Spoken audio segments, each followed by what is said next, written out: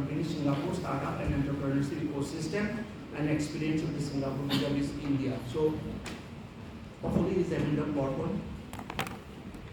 Yes, my name is Yumnam, Sanajaoba. I'm based out of Singapore. So just to keep it very simple and short for all of us.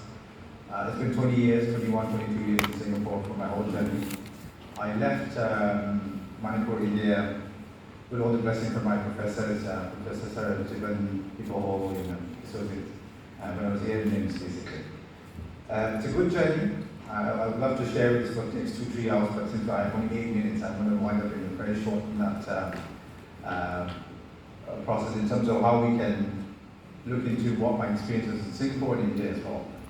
When I was invited, I was just casually been called by my professor and told me to speak anything about Singapore. This is too generic. But just coming back to the topic, I think entrepreneurship is very important for any society to progress. And some of the key aspects that I picked up from Singapore, in Singapore.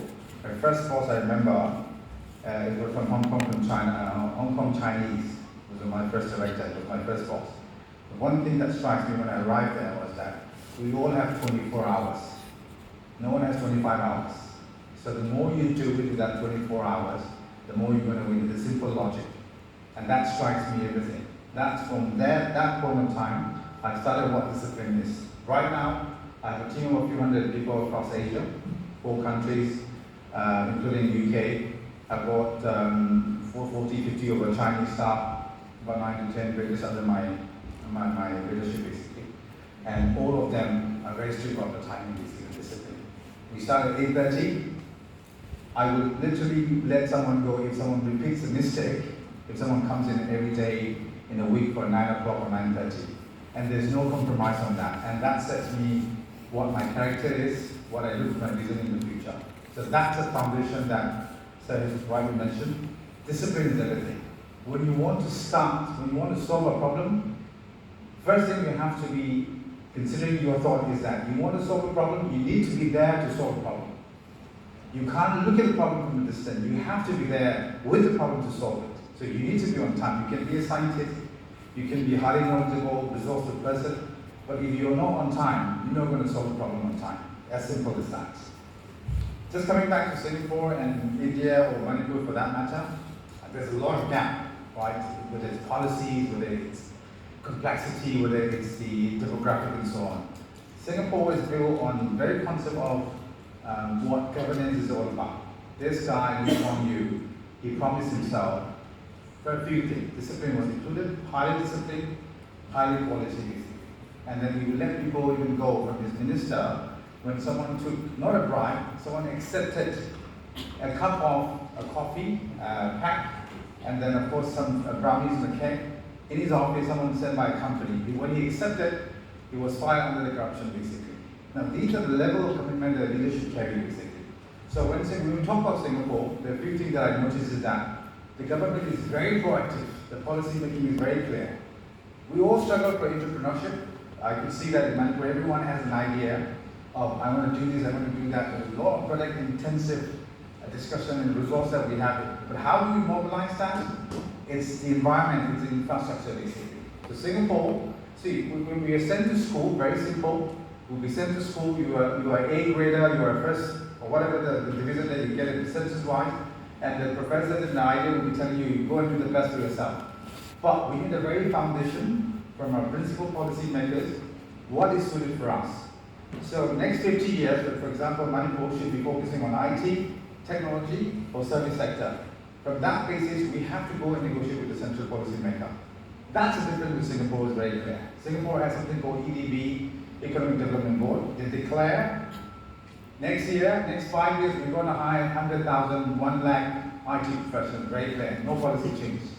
Now, these are the focus that we should be looking into as well. Because it's very easy to become and claim yourself an entrepreneur, to get 1 lakh or 2 lakhs revenue in a month.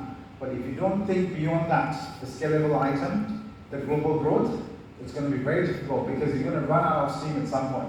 So my last observation on becoming an entrepreneur was, what is that scalable on my side?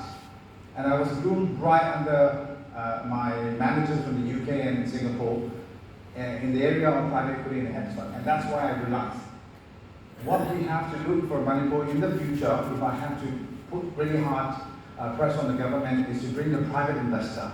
Because the banks are getting obsolete, meaning which the banks can only give you some loan with some change in interest rate, some extra credit cards. That's it. If you're not qualified, if you're not verified, you're not going to get any support. And we get trapped in this cycle for the last 60 years.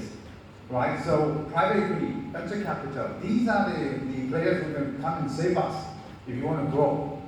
What we have to pursue is, we have to pursue the policymaker, the private investor, the unorganized wealth that can be diverted to the right source of talent. We have to pursue that line to make sure that we can invite all this private investor, private equity, venture capital. We give them a platform, we let them stay here, then we should be able to divert all the resources to the right entrepreneur. Because no matter what, no matter how much idea you have it, no matter how much talent you have it, if your funding stops, everything stops, right? And then you're going to start believing that 2-3 lakhs in a month is happy. But at some point, we're going to look ourselves behind, okay, Mumbai is doing better than us, Malaysia is doing better than us, because we're not scalable anymore. So my last request to everyone who is considering entrepreneurship, please look global. I've been telling all my younger generation, my youth who comes to me, think global. What else? You have all the information on your mobile, on your social media, on your accessibility. But what we're lacking is how to get there, how to get to Dubai, London with the same sort of product, how are we able to get there? That is the part that we're lacking basically, because we are so concentrated in the value, thinking that we can make enough money and we'll be happy. So it comes to the point, let's dream big and dream high. That is the message that I want to pass it. Since we have a limited time, I'm going to squeeze out exactly 7 minutes. So thank you, sir. Thank you also for inviting me. I would love to have a chat later on if anyone wants to have any bigger or larger question on how Singapore runs it and how Singapore would, for the next 50 years, Singapore is not going to go anywhere. So this is the advantage that Singapore carries with the brand that they have it. And I've been working really hard to make sure that I can bring some knowledge, some investment, making sure that this is something that can make it more sustainable in the market. And I promise that I will be doing my bits as well as a part of the contribution back to the society and the university which has grown increasingly. So thank you so much, and I hope to engage with you guys in the future again. And thanks once again for all of us to be here together. Thank you. Thank you, Sanajaoba, for keeping the time as what you are saying and also doing converting into action. Within 7 minutes you are completed. So now, long question time next, Mr.